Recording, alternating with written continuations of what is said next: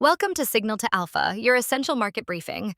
I'm Lady Muriel, cutting through the noise to deliver what moves markets today. Let's get you your alpha before the opening bell. Thursday delivered a bruising reality check. The Dow dropped 507 points. The S&P 500 fell 1.2%, and the Nasdaq cratered 2.2%.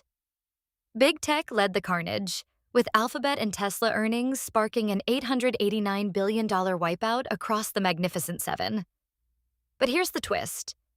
Intel is suddenly the semiconductor comeback story nobody saw coming. Intel crushed second quarter expectations with pro forma gross margins exceeding 40% and operating margins hitting 17%, the highest since early 2022.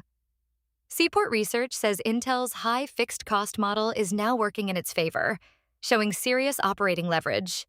The stock soared, lifting chip equipment makers like Applied Materials on increased spending plans.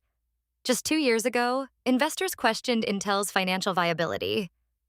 Now, CEO leadership is delivering fast growth in underrated segments and manufacturing progress. They're not out of the woods yet, but this turnaround is real.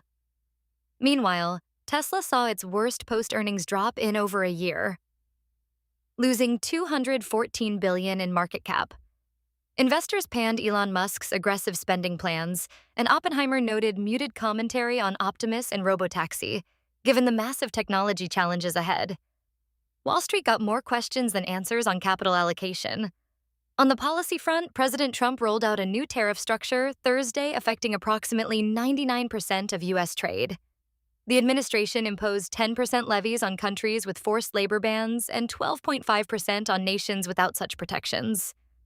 This Section 301 action maintains elevated tariffs across numerous trading partners, adding another variable to corporate margin calculations. Treasury markets are flashing crisis signals. Real yields on 30-year bonds hit 3%, the highest since November 2008 during the financial meltdown. Bank of America's chief strategist argues Fed Chair Kevin Warsh should hike rates to stabilize bonds, shifting focus from tightening conditions to earnings growth. But that creates a dilemma. Reassure bond markets or keep stocks stable? With Bitcoin holding at $64,742, crypto remains a safe haven as traditional markets convulse. Looking ahead, options traders are bracing for wild swings in Apple, Meta, and Microsoft, all reporting next week.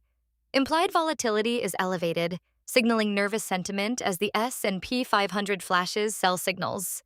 August historically brings increased volatility despite myths of summer doldrums. With markets already on edge, next week's mega-cap earnings could determine whether this sell-off accelerates or stabilizes. That's your signal to alpha for today.